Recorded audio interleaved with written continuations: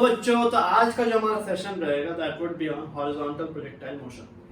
तो horizontal projectile motion में कुछ डिटेल्स हम पहले डिस्कस कर लेते हैं। जो हॉरिजॉन्टल वर्ड है ये हम क्यों यूज करते हैं? This is because the initial projection, ठीक है, इनिशियली आपने जिस डायरेक्शन में थ्रो किया that is around the horizontal direction.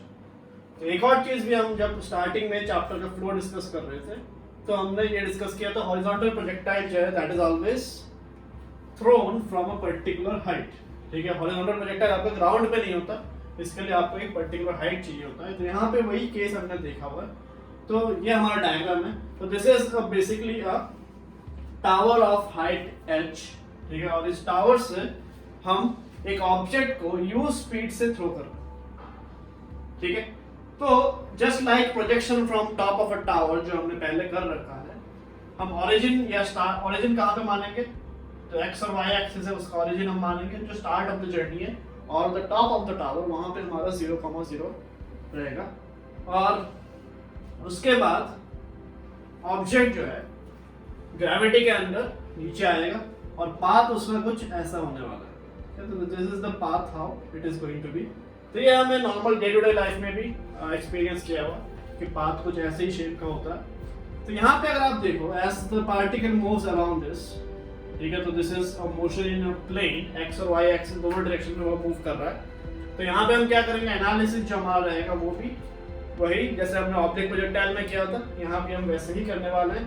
तो हम शैडोज के हिसाब से करेंगे, एक शैडो जो एक्स में मूव कर रहा है ऑब्जेक्ट का, और दूसरा शैडो जो वाई नेगेटिव डायरेक्शन में, नेगेटिव डायरेक्शन ऑफ वाई में मूव कर रहा है as the object moves around the projectile, वो हम देखेंगे। तो जब ऑब्जेक्ट मेरा यहाँ पे है तो उसके दो डिस्टिंक्ट शैडोज, एक एक्स वाला शैडो यहाँ पे रहेगा और जो वाई वाला शैडो है वो यहाँ पे रहने वाला। सिमिलरली ऑब्जेक्ट जब यहाँ पे है, एक्स शैडो यहाँ पे और वाई वाला शैडो जो है दैट इज समवेयर हियर, और ऑब्जेक्ट जब आपका यहाँ तक पहुंच गया, एक्स वाला शैडो यहाँ पे और वाई वाला शैडो यहाँ पे। तो यहाँ पे वही चीज सबसे पहले तो आप जो नोट कर सकते हो, जो रेंज मेरा है, ठीक है, रेंज कौन कवर कर रहा है? रेंज आपका एक्स प्रोजेक्शन जितना डिस्टेंस मूव किया टाइम ऑफ फ्लाइट खत्म होने तक, वो आपका रेंज कहलाएगा।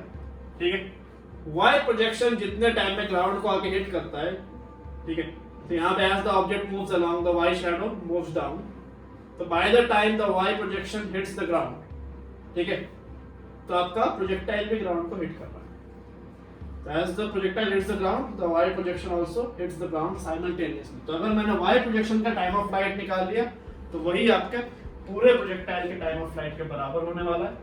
ठीक है, और अगर मैंने x प्रोजेक्शन ने कितना डिस्टेंस कवर किया with in that time of flight, ये अगर मैंने निकाल लिया तो मुझे क्या मिल जाएगा? मुझे रेंज कितना है वो मिल जाएगा। तो हमारा इनिशियल स्टडी जो है वो वापस वैसे ही हम करेंगे जैसे हमने ऑब्जेक्ट प्रोजेक्टाइल में किया था। सबसे पहले हम क्या करेंगे? सबसे पहले हम इनिशियल वेलोसिटी वेक्टर जो है उसको डिफाइन करेंगे, फिर हम एक्सेलरेशन वेक्टर जो है उसको डिफाइन करेंगे, फिर इनिशियल वेलोसिटी वेक्टर में से एक्स कंपोनेंट और वाई कंपोनेंट हम देखेंगे अलग अलग करके कौन कौन से हैं, और फिर एक्स वाला कंपोनेंट एक्स प्रोजेक्शन को हम देंगे, वाई वाला कंपोनेंट वाई प्रोजेक्शन को हम देंगे, और फिर एक्सेलरेशन का भी सिमिलर स्टडी हम करने वाले हैं। तो सबसे पहले इनिशियल वेलोसिटी वेक्टर की बात करते हैं। तो स्टार्टिंग पॉइंट पे वेलोसिटी मैंने कैसे दिया?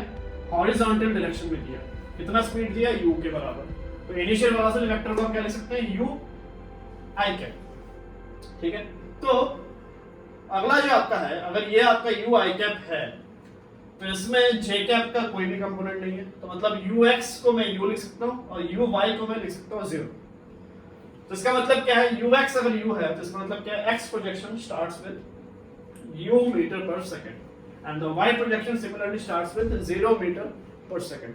तो ये अगर आपका x वाला शैडो है तो ये x वाला शैडो u स्पीड से मूव करना, इनिशियली u स्पीड से मूव करना स्टार्ट किया, ठीक है, और जो y वाला शैडो है वो इनिशियली रेस्ट से स्टार्ट हुआ। तो ये y शैडो जब नीचे आ रहा है, ये y शैडो आपका इनिशियली रेस्ट से स्टार्ट हुआ।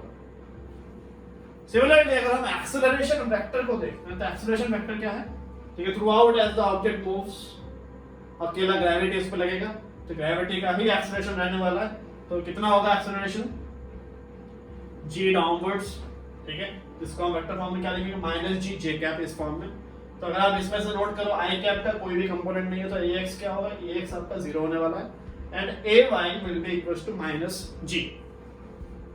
तो यहाँ पे एक्स प्रोजेक्शन हम क्या बोल सकते हैं, सिंस ए एक्स आपका 0 है तो एक्स डायरेक्शन में जो शैडो आपका मूव कर रहा है उस पर कोई भी किस्म का एक्सेलरेशन आपका नहीं है, और वाई डायरेक्शन में शैडो मूव कर रहा है उस पर क्या है, उस पर जी डाउनवर्ड्स एक्सेलरेशन लग रहा है। ठीक है, तो एक्स प्रोजेक्शन को मैं क्या बोल सकता हूँ, एक्स प्रोजेक्शन का जो मोशन है वो कांस्टेंट स्पीड रहेगा बिकॉज ए एक्स आपका 0 है। तो वाई एक्स प्रोजेक्शन जो है, ये जो एक्स वाला शैडो है ये जो मूव करेगा आगे वो कांस्टेंट यू स्पीड से मूव करता हुआ जाएगा as long as the time of flight is there. ठीक है, और वाई प्रोजेक्शन की अगर हम बात करें, वाई प्रोजेक्शन 0 से स्टार्ट होगा।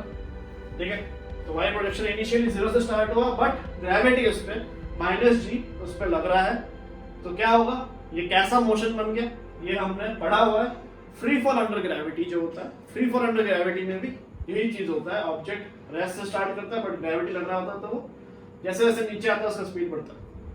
ठीक है, तो यहाँ पे जो भी मेरे रिजल्ट्स होंगे वाई प्रोजेक्शन के रिजल्ट्स फ्री फॉल के रिजल्ट्स के साथ एग्जैक्ट मैच करने वाला है।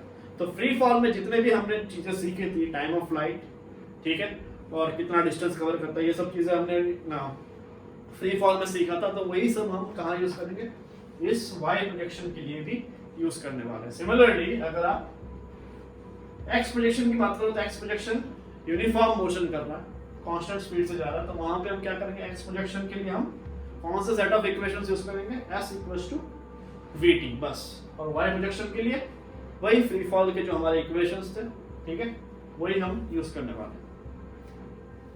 तो अभी अगले जो पैरामीटर्स हम डिस्कस करेंगे वो देखते हैं। सबसे पहला हमारा टाइम ऑफ फ्लाइट होगा, तो टाइम ऑफ फ्लाइट, फिर रेंज, फिर वेक्टर एनालिसिस पे वापस जाएंगे। तो टाइम ऑफ फ्लाइट के लिए क्या होगा, जैसे हमने पहले बताया कि अभी टाइम ऑफ फ्लाइट कौन डिसाइड करेगा, वाई प्रोजेक्शन डिसाइड करने वाला। और वाई प्रोजेक्शन की अगर हम बात करें, y projection free fall under gravity कर रहा है, तो फ्री फॉल अंडर ग्रेविटी में जो भी टाइम ऑफ फ्लाइट रहेगा वही आपका पूरे प्रोजेक्टाइल का भी टाइम ऑफ फ्लाइट के बराबर होगा। तो time of flight of free fall कितना होता है, √2h/g।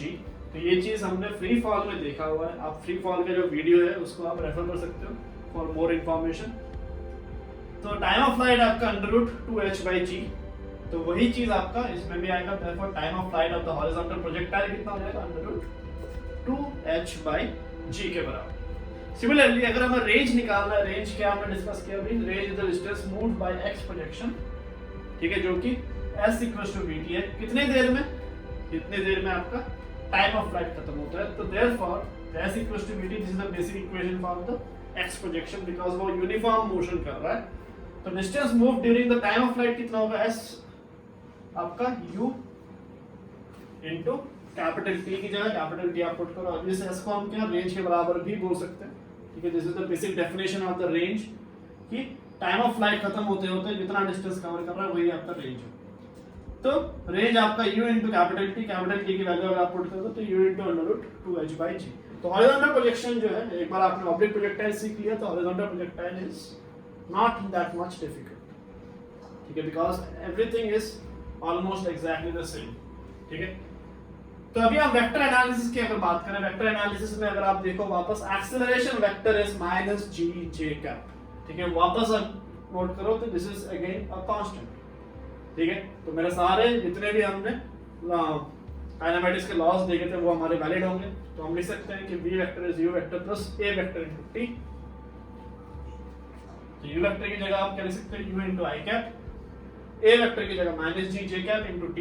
तो इसको अगर मैं सिंपलीफाई करूं तो v वेक्टर आपका क्या आ जाएगा, v vector is u i cap minus gt/j cap. तो i कैप वाला कंपोनेंट क्या है, vx है, और j कैप वाला कंपोनेंट क्या है, vy। मतलब ये आपका x प्रोजेक्शन की स्पीड बता रहा है, जो कि हमेशा u है। ठीक है, वो हमने पहले भी डिस्कस कर लिया अभी। और ये क्या है, ये आपका y प्रोजेक्शन का स्पीड है, जो कि gt, ये माइनस gt है बेसिकली, बिकॉज वो डाउनवर्ड डायरेक्शन में मूव करेगा।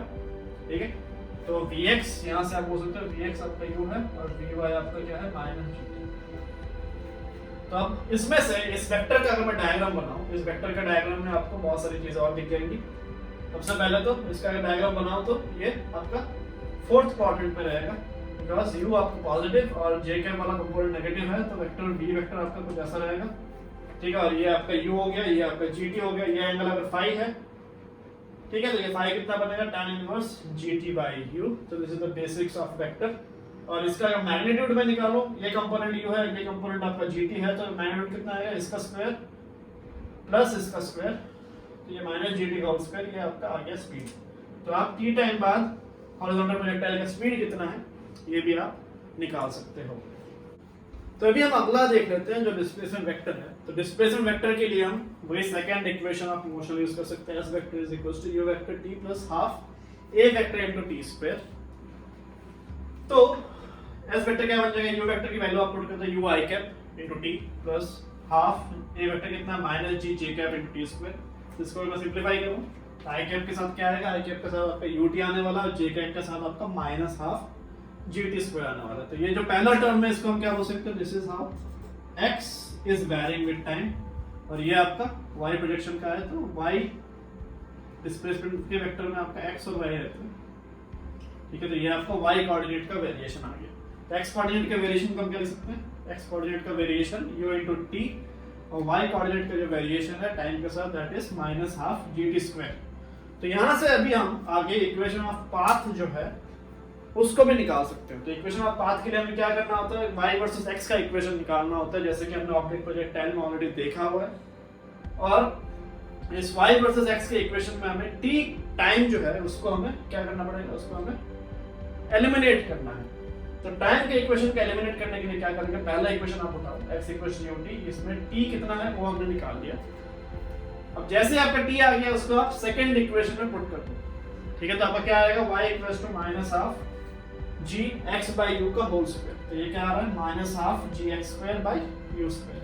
तो यहाँ पे अगर आप नोट करो y एक्स स्क्वायर के साथ प्रोपोर्शनल है, तो ये आपका ग्राफ कैसा होगा, this graph would be parabolic, ठीक है। जस्ट लाइक ऑब्जेक्ट प्रोजेक्टाइल वो भी आपका पैराबोलिक होता है, ये भी आपका पैराबोलिक ही होने वाला। तो अगला जो है that is the final velocity at the end of the journey. तो जर्नी जब आपका खत्म होगा तब फाइनल वेलोसिटी क्या है वो हमें चाहिए।